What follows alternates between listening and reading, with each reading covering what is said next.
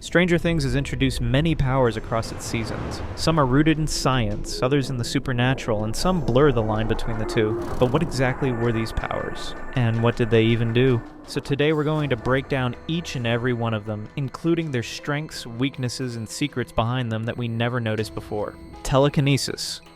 Telekinesis is the ability most people think of when they hear Stranger Things. Eleven has used it since the very first episode, and it is her signature skill.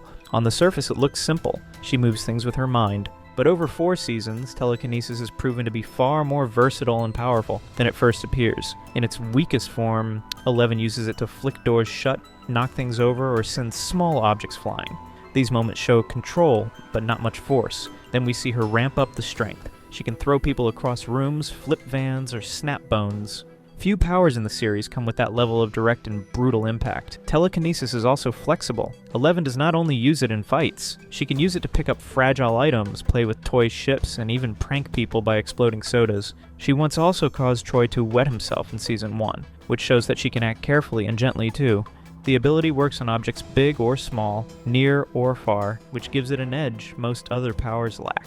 It is also defensive. Eleven practically creates invisible barriers that stop projectile objects or protect her friends. We see this in her standoff with Vecna, when he threw wood shards at her in Max's mind in her memory of the snowball dance. These barriers give her a way to block attacks, which makes her one of the hardest characters to take down in a straight fight. The limits of telekinesis seem to be tied to focus and stamina. When Eleven pushes herself too hard, her nose bleeds and her energy fades. Season 1 shows this clearly. She used her power to take out military guards at Hawkins Middle School, but collapses right after. Later seasons expand her stamina, showing that she can now hold pressure much longer, but even at her peak there is a human cost. She burns out, and that weakness makes her vulnerable. The moral weight of telekinesis is another layer. It is not only a weapon against monsters, it can be used against people, and Eleven has done so many times. In Season 1, she breaks Troy's arm after he bullies Mike in the group, and that's not the only time. These actions remind us that the power itself is neutral. It depends on who wields it and why. Still, no other ability has shaped Stranger Things more. Telekinesis is the reason Hawkins has a fighting chance. It is why the Demogorgon lost, why the gate was closed at the lab, and why Vecna cannot finish his plan without a real battle. It is also the power that makes Eleven a target. Without it, Brenner never would have raised her in the lab, and the story of Hawkins would have unfolded very differently. Telekinesis is iconic, but its strength is also practical. It can kill, protect, or move the plot forward at any time. Remote viewing. The Void. If telekinesis is the most practical power in Stranger Things, then remote viewing is the most mysterious. Often called the Void, this ability allows Eleven to reach across time and space. She can see and hear people no matter where they are using something as simple as a photo of them. It looks simple on screen. She covers her eyes, steps into the black emptiness of the void, and focuses in. But in terms of influence, remote viewing is one of the most important powers in the series. At first, the void seems like surveillance. In Season 1, Eleven uses it to locate Will when he is trapped in the Upside Down. This shows its life-saving potential right away. No one else could have found Will. The police could not search across dimensions. Hopper and Joyce could not see through walls. Only Eleven's power made that possible. But the void is not limited to Hawkins or even the Upside Down. Eleven can reach into different states, across oceans, and even into Russia. In Season 3, she spies on Billy and discovers that he is up to something sinister. In Season 4, she views her friends in Hawkins from Nevada, all the way across the country. The scale is global. No matter where someone hides, Eleven can find them in the void. That makes it one of the most dangerous powers in the show. It is also more than passive watching. Eleven can interact inside the void. She whispers to people, and sometimes they hear her.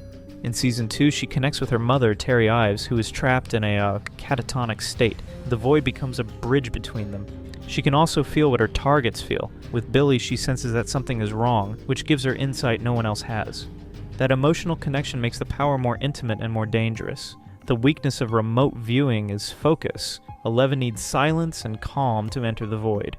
In the lab, Brenner gave her sensory deprivation, tanks, to block distractions. Without them, she has to improvise with blindfolds, bathtubs, or static from a radio.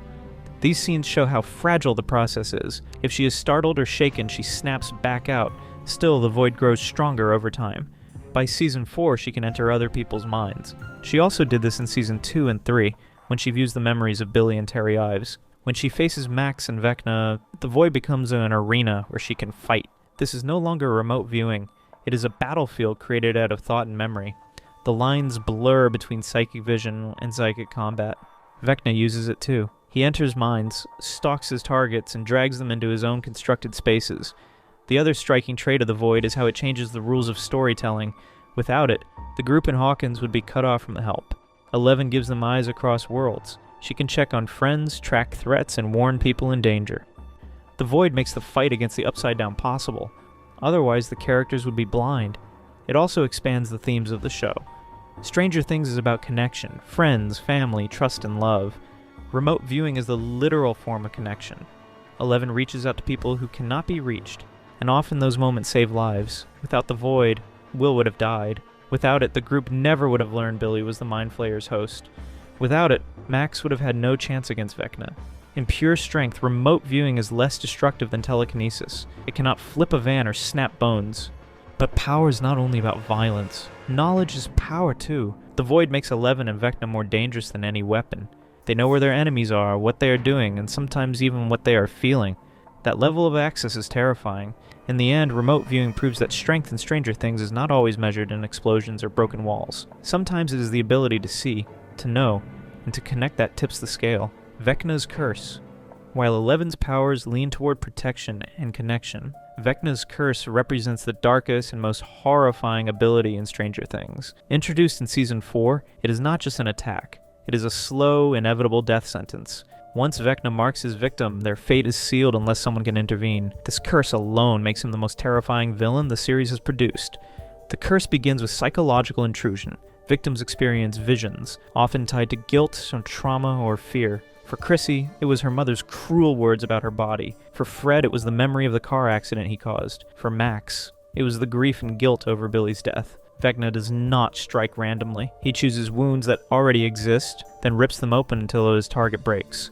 The early symptoms are subtle: headaches, nightmares, hallucinations, but they escalate quickly. Victims lose touch with reality, drifting between Hawkins and Vecna's twisted world. They hear the grandfather clock, a chilling symbol that their time is running out. This psychological torture weakens them, isolates them, and makes them vulnerable. Then comes the kill. Vecna drags his victim into his mental space, lifts them in midair, and breaks their body in grotesque fashion. Bones snap, eyes burst. The victim dies in agony, their body left mangled in the real world, while their mind is consumed in the Upside Down. Few powers in Stranger Things carry this level of pure horror. What makes Vecna's curse even more dangerous is that it bypasses physical defenses. 11's telekinetic barriers or Hopper's guns mean nothing. The curse does not attack from outside, it comes from within the mind. Once Vecna chooses a target, there is little anyone can do to shield them. That makes it the most unstoppable attack introduced so far. And yet, there is a weakness: music. In Season 4, we learn that songs connected to memory and emotion can break Vecna's hold. For Max, it was running up that hill. The track connected her to her friends, reminding her of the life before the curse. This rule adds a layer of hope, but also proves how fragile the defense is. Music buys time, not safety. Max survived her first encounter only by seconds. Later, she could not fully escape. The curse is not only deadly, it is strategic. By picking his victims carefully, Vecna spreads fear and weakens the heroes before the final battle. Each death opens a gate between Hawkins and the Upside Down, tearing the town apart. Chrissy, Fred, and Patrick were not just random kills. They were steps in a larger plan. The curse was both a weapon and a ritual. From a thematic view, Vecna's curse embodies the show's darkest ideas. It is about trauma, guilt, and the danger of letting those feelings consume you. Stranger Things has always balanced supernatural horror with emotional depth. Here the two merge. Vecna punishes people for what they already carry inside. That makes his curse more than a power. It is a reflection of pain itself. Comparing it to 11's abilities highlights its danger. Telekinesis or remote viewing rely on focus and stamina. Vecna's curse requires nothing more than a choice. He sees someone, marks them, and begins the process. The victim cannot fight back. They cannot reason with him, unless someone intervenes with music or outside help, and they will die. In a one-on-one matchup, that makes the curse nearly impossible to counter. This is why Max's survival is so remarkable. She is the only person to resist Vecna's curse long enough to fight back. Her willpower, her bond with her friends, and the use of music gave her a chance no one else had. But even then, she barely made it. By the end of Season 4, she is left broken, her body shattered, and her mind on the edge of death. That outcome shows the curse's true power. Even when resisted, it still wins. The curse also connects Vecna to the Mind Flayer's larger plan. His victims are not chosen only for their personal guilt. Their deaths open the gates that bring Hawkins closer to collapse. Every time Vecna kills, the Upside Down spreads. This makes his curse both personal and global. It destroys individuals and cities at the same time. In raw power, Vecna's curse ranks near the top. It cannot level buildings like telekinesis, and it cannot spy across oceans like remote viewing. But it does not need to. It kills with certainty, bypasses defenses, and fuels the Upside Down's invasion. Few powers in Stranger Things carry such inevitability. That is why the curse stands as one of the most terrifying forces in the series. Vecna's hive mind. If Vecna's curse is his personal weapon, then the hive mind is his network. This ability links him to the creatures of the Upside Down, creating a system where every monster, vine, and tendril is part of a single body. It is not just control, it's unity. The hive mind makes Vecna less of an individual villain and more of a living ecosystem. We first see the hive mind hinted at in Season 2, when doctors start to burn one of the vines. Will feels the pain as though it were his own. This moment reveals that everything in the Upside Down is connected. No creature or root exists alone. They are all pieces of one larger intelligence. By Season 3, the scope becomes clearer. The Mind Flayer possesses Billy and other townspeople, linking them to the hive. They melt down into biomass to form the giant creature that attacks the Starcourt Mall. Every rat, human, and piece of goo is part of one entity. When one part of the hive is destroyed, the others feel it. That unity makes it harder to fight. You are not facing one monster. You are facing an army that thinks and reacts as a single being. Vecna's rise in Season 4 takes this further. We learn that Henry Creel changed the Mind Flayer, shaping it into what he thought was a weapon of his own. Through him, the hive mind gains focus. It is not only a swarm, it has purpose, guided by Vecna's will. This explains why the Demobats, vines, and creatures all move in coordination. Vecna does not need to give orders. His thoughts ripple through the hive, and the hive responds instantly. The strength of this system is scale. One person cannot watch every street or guard every corner. But with the hive mind, Vecna can. When Steve, Nancy, Eddie, and Robin enter the Upside Down Creel house, the vines sense them and alert the rest. When the heroes attack, the entire hive reacts. The monsters do not need communication devices or plans. They simply know. That makes infiltration nearly impossible. The hive mind also makes killing individual monsters less meaningful. Defeating one Demogorgon, one Demodog, or even a swarm does not end the threat. As long as the hive exists, it can create more. In Season 2, the party faces dozens of Demodogs in the tunnels. Killing them slows the threat, but does not stop it. The hive can always grow back. Still, the hive mind has weaknesses. Because everything is connected, damage to one part can hurt the whole. Burning the tunnels in Season 2 weakens the creatures on the surface. Attacking one area can stun others. This link is both a strength and a liability. The hive's unity means its pain is shared, and that gives the heroes a chance. Another key trait of the hive is how it blurs identity. Billy in Season 3 is not fully Billy. He is part of the hive mind, consumed by it. The same is true for the possessed townspeople who collapse into goo. They lose themselves to the larger organism. The hive mind erases individuality, turning many into one. This is the opposite of Eleven's powers, which focus on connection without loss of self. In terms of strategy, the hive mind makes Vecna an apex predator. He does not fight alone. He fights with an entire ecosystem at his back. Even if the heroes take him head-on, they must also deal with bats swarming from above, vines striking from below, and creatures coming from every corner. This layered defense makes him one of the hardest enemies to confront. The hive mind also expands the terror of Stranger Things beyond Hawkins. If the Upside Down spreads, the hive mind spreads with it. Imagine not one town, but entire countries linked into a single monstrous network. That is the true danger hinted at by Vecna's plan. The hive is not limited by size. It can grow as large as the world itself. Comparing the hive mind to other powers highlights its unique strength. Telekinesis is personal, focused on a single target at a time. Remote viewing provides information, but not armies. The curse kills individuals. But the hive mind turns one villain into many. It multiplies Vecna's reach and makes every fight uneven. Even if you outnumber him, you are never truly outnumbering him. This ability also underlines a core theme of Stranger Things: unity versus isolation. The heroes win by standing together, by combining their strengths. Vecna wins by fusing his creatures into one controlled force. Both sides draw power from connection, but the difference lies in freedom. The heroes choose to stand together. The hive has no choice. It is forced into obedience. That makes it effective, but also terrifying. In raw terms of influence, the hive mind may not be as flashy as telekinesis, or as cruel as the curse, but it is steady, ever-present, and massive. It ensures Vecna is never alone, and it makes every battle a fight against an army. The Mind Flayer's power to possess. If Vecna's hive mind is the structure, then possession is the most invasive weapon inside it. The Mind Flayer can invade human hosts, control them, and use their bodies as extensions of itself. This power is one of the earliest glimpses into how dangerous the Upside Down really is, because it shows that the fight is not only about monsters crossing over, it is about losing people from the inside out. The first clear example comes in Season 2 when Will is possessed. After his encounter with the Shadow monster, he becomes its spy in Hawkins. His body becomes a vessel, shaking violently as the Mind Flayer asserts control. At times, Will can resist, but more often he is a prisoner inside his own skin. This makes possession terrifying not only for him, but for everyone around him. His friends never know when they are talking to Will or to the creature that has taken root inside him. The possession is not only physical, it reshapes Will's mind. He feels what the Mind Flayer feels. When the tunnels beneath Hawkins burn, he screams in pain. When the Shadow monster grows angry, Will convulses. The line between host and parasite disappears. His identity is slowly drowned out by the larger will of the creature. Season 3 escalates this ability. Billy becomes the new host, and his possession is more aggressive.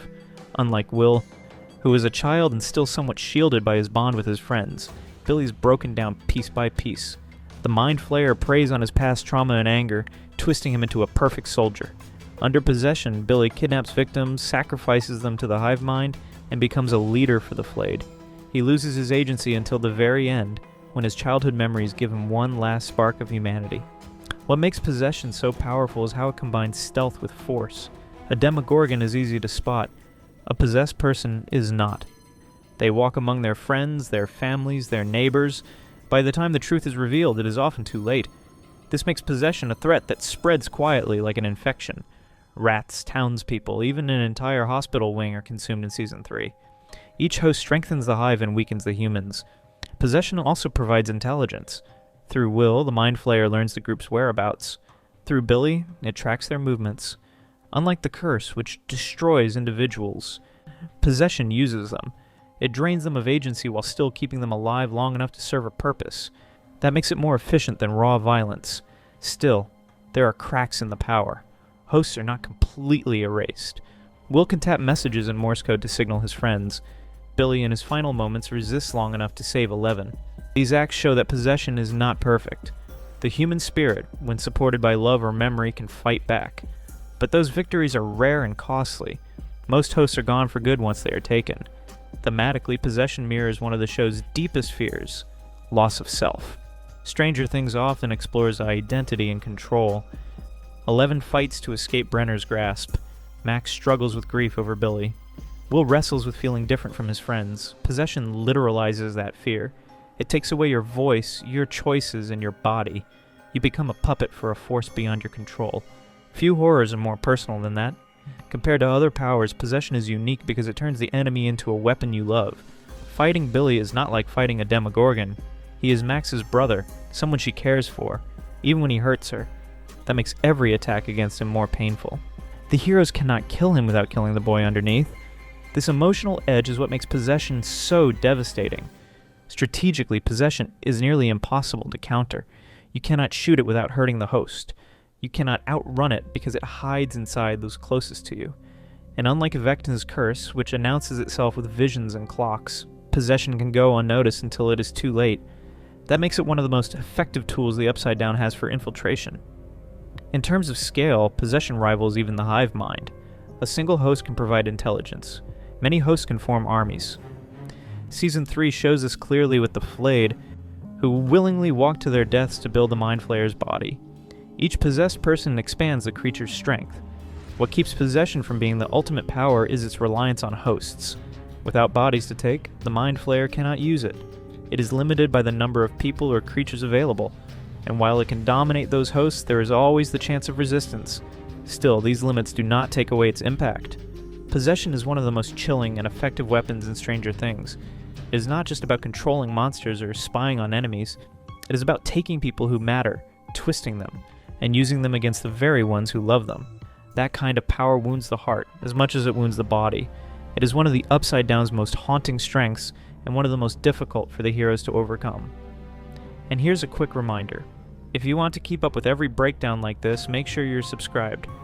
We'll be covering all the powers, theories, and clues leading into the final season, so you won't miss a step in the fight against the Upside Down. Kali's illusions. While most of Stranger Things centers on Eleven and Vecna, the show gives us a glimpse of another psychic powerhouse, Kali Prasad, also known as 8. Introduced in Season 2, Kali expands the idea of Hawkins' lab by showing that Eleven is not the only child who developed extraordinary abilities. Her power is different from brute telekinesis or mind invasion. Kali specializes in illusions. She can create visions so real that they overwhelm her target's senses, making them see and hear things that are not there. From a tactical standpoint, this is one of the most versatile powers in the series. Unlike Eleven's telekinesis, which requires direct energy and effort, Kali's illusions manipulate perception. She can project an image of a wall, a monstrous figure, or an entire scene, and her enemies react as if it were real. In combat, this gives her a massive advantage. Her foes waste energy fighting ghosts, stumble into traps, or panic in confusion. Even seasoned adults crumble when faced with her psychic tricks. The opening of Season 2 shows Kali and her crew in action. During a heist, she creates the image of a collapsing tunnel to block pursuing police cars. One officer slams on the brakes, certain that the road is caved in, even though nothing has changed, which causes the rest of the police to stop in their pursuit. This scene sets the tone for her powers: deceptive, psychological, and devastating. The real danger is not the physical threat, but the manipulation of fear and reaction. Kali also uses her illusions on a more bone-chilling scale. She can project terrifying images directly into someone's mind. When she messes with her friend Axel, she makes him see spiders crawling all over his body, sending him into panic. This shows that her illusions are not just surface-level tricks. They invade the mind deeply enough to trigger real physical responses. Axel begins to panic as if the hallucination were real. That level of immersion makes her ability as damaging as any physical strike. What sets Kali apart is her creativity. She does not rely on one trick, but adapts her illusions to the situation. In some moments, she hides entire groups by making them invisible to their enemies. In others, she confuses opponents, giving her the upper hand. This flexibility makes her a natural leader for her Kmenger's small gang of outcasts. She is not as strong as at 11 in raw force, but her strategic use of deception allows her to control situations larger than her physical power should allow. The limitations of her power are subtle, but significant. First, she needs concentration. When she loses focus, her illusions break apart. In moments of high stress, her grip slips, revealing that her power is not unstoppable. Second, her illusions do not cause real physical harm on their own, and they can manipulate, distract, and terrify, but someone else has to act on those openings to make them lethal. Unlike Vecna, who can kill with his curse, or Eleven, who can snap bones, Kali relies on her team to turn her tricks into victories. Her absence from later seasons has been a point of debate among fans. Some argue that Kali was a one-off character meant to broaden the lore, while others believe her powers could return in Season 5. If she does, her illusions could be one of the few tools effective against Vecna. After all, Vecna relies heavily on perception and fear. An opponent who can twist his senses might stand a chance at confusing him long enough to strike. From a thematic angle, Kali's illusions tie directly into the show's explorations of trauma and reality. Stranger Things often blurs the line between what is real and what is imagined. Will's visions of the Upside Down, Max's hallucinations under Vecna's curse, and Eleven's battles in the void all play with perception. Kali's gift is the literal form of that theme. She shows how fragile reality can be and how easily it can be reshaped by the mind. Kali also represents a darker path for the test subjects from Hawkins' lab. While Eleven struggles to use her powers for good, Kali embraces vengeance. She hunts down former lab workers and executes them without hesitation, often using illusions to corner them first. This makes her powers scarier in practice. She is not restrained by morality. She uses fear as a weapon, and illusions become tools of justice in her eyes, even when they border on cruelty. Comparing her power to others in the series reveals its unique strength. Telekinesis moves matter, remote viewing spies across dimensions. Vecna's curse kills outright. But illusions warp the battlefield itself. They change what the enemy believes is true, which is often more effective than brute strength. In war, misinformation can be deadlier than bullets. Kali embodies that principle. Her relationship with Eleven highlights another aspect of her ability. She tempts Eleven to abandon morality and join her gang, using both persuasion and psychic displays. But Eleven resists, choosing her friends instead. This moment is crucial because it shows the danger of illusions, not only on enemies, but also on allies. They distort judgment and lure people into false confidence or despair. In the larger scope of Stranger Things, Callie's illusions remind viewers that the world of Hawkins' lab experiments is vast. Others exist with their own strengths, weaknesses, and philosophies. Callie proves that the fight against the Upside Down is not just about monsters, but also about how humans choose to wield power. Ultimately, Callie's illusions are not as destructive as Vecna's curse, or as dramatic as Eleven's telekinesis, but they are among the most insidious abilities in the series. They reveal the terror of not trusting your own senses. In a story where reality itself is under attack by another dimension, that makes her power one of the most thematically clear of all: Eleven's flight. One of the most intriguing glimpses we have of Stranger Things. Season 5 comes from the teaser footage dropped by Netflix. Among quick flashes of action and atmosphere, one brief shot stands out: Eleven pushing off the ground with her powers and shooting herself over a bus. It is a small moment, lasting only a second, but it may represent one of the most significant evolutions of her abilities yet. For the first time, we see evidence that Eleven might be able to fly, or at least use controlled leaps that mimic flight. Up until now, Eleven's powers have focused on telekinesis and remote viewing. She can push objects, throw enemies across rooms, and even close the dimensional gates. But her connection to gravity has always remained intact. When she lifts herself, such as when she levitates into the air while closing the gate in Season 2, it is more sustained than a burst of force. The teaser suggests that this might be changing. The shot of her jumping over the bus is not a simple jump. The way her body launches upward shows a clear push from psychic force. She braces, thrusts, and clears the vehicle with ease. That is different from what we have seen in earlier seasons. It looks deliberate, practiced, and confident. It suggests that Eleven is beginning to apply her telekinesis directly to herself, not just external objects. The implications are enormous. If she can propel her own body, then she can reduce her weight, change her trajectory, and potentially sustain lift. The boundaries between jumping, levitation, and true flight are thin. Flight has always carried symbolic weight in superhero stories. It represents transcendence, an ultimate mastery of powers. In Stranger Things, where trauma and control have defined Eleven's journey, the act of flying would be more than a power-up. It would be liberation. No longer bound to the ground or to fear, she would rise above both literally and metaphorically. But flight also comes with tactical advantages. In battle, it would give her mobility far beyond her enemies. She could evade attacks, gain high ground instantly, or close gaps at will. Against Vecna, who pins victims in place with his curse, the ability to resist gravity and break free of restraint could be critical. If she can lift herself, then she might resist being crushed by invisible force. That alone could make the difference in their final confrontation.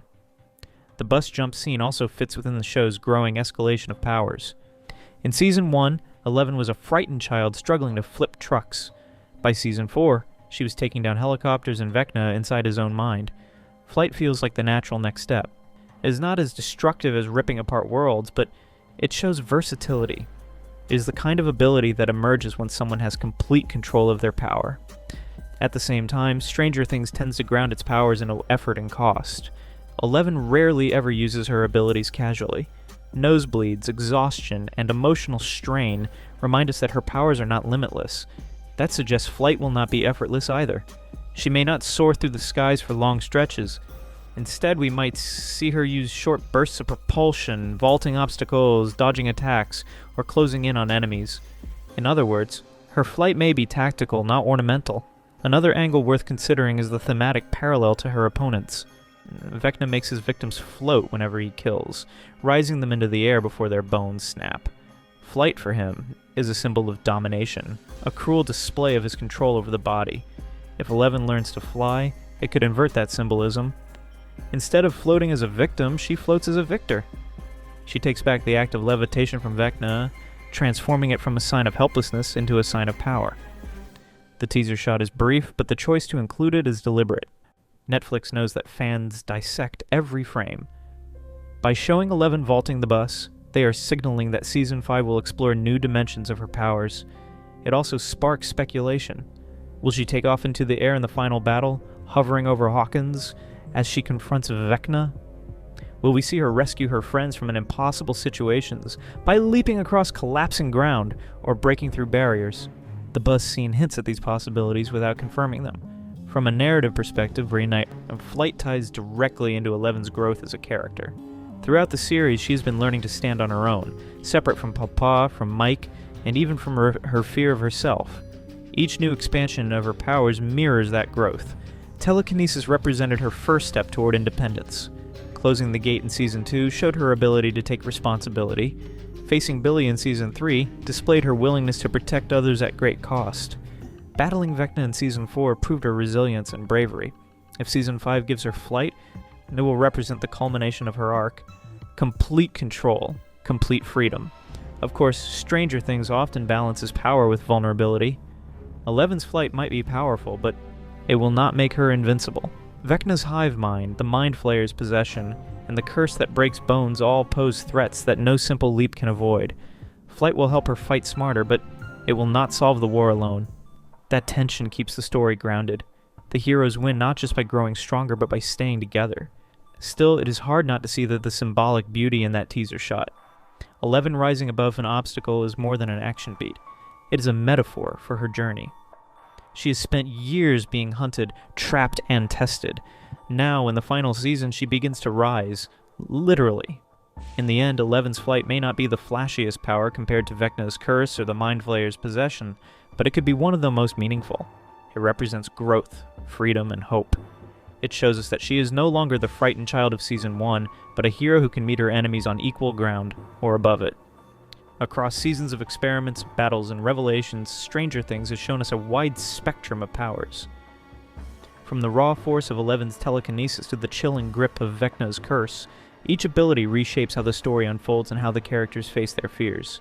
Some powers terrify with destruction, while others, like Kaylee's illusions, manipulate perception and reality itself.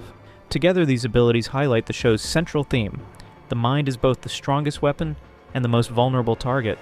Flight, illusions, curses, hive minds, all of them explore what it means to control or lose control of your own thoughts, body, or freedom.